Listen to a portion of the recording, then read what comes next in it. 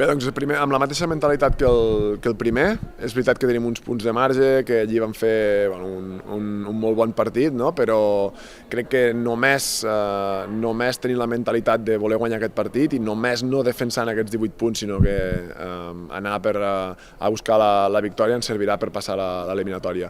Ho vam fer bé i som capaços de tornar-ho a fer bé, però Saragossa és molt capaç de fer-ho millor i de fer molts punts, no? I per tant, per això et dic que el més important serà mantenir la mateixa mentalitat i no anar ni confiats ni a defensar el resultat d'allà, sinó a buscar una altra victòria davant de la nostra gent.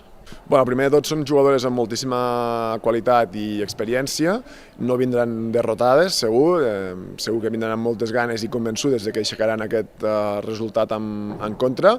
Doncs primer de tot això, no? Tenir la mateixa personalitat, el mateix caràcter que elles i la mateixa personalitat i caràcter que vam tenir al partit d'allà, no?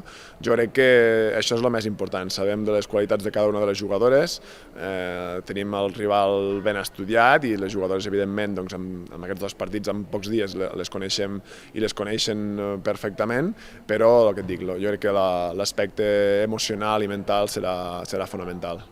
Jo crec que és molt fàcil estar motivat i les nostres jugadores n'estan moltíssim. A més, el partit va ser, com et dic, va tenir molta càrrega a nivell de contactes, a nivell de petits duels que encara estan als cocos de les nostres jugadores.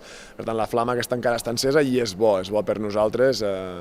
Com dic, no volem defensar aquests 18 punts, sinó que volen les jugadores guanyar un altre cop el partit i això serà bàsic per les nostres opcions. Bé, doncs vam salvar el primer partit, que teníem els dubtes de fins a quin punt ens podria ajudar i durant quants minuts.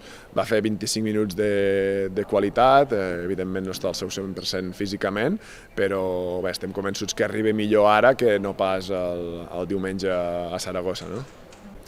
Si els hi fa mal alguna cosa no es queixen i això també és senyal de que ja no pensen al cos, que només pensen en jugar el partit de demà i ningú es vol perdre el partit de demà, per tant, si algú els hi fa mal, s'enganyen molt bé.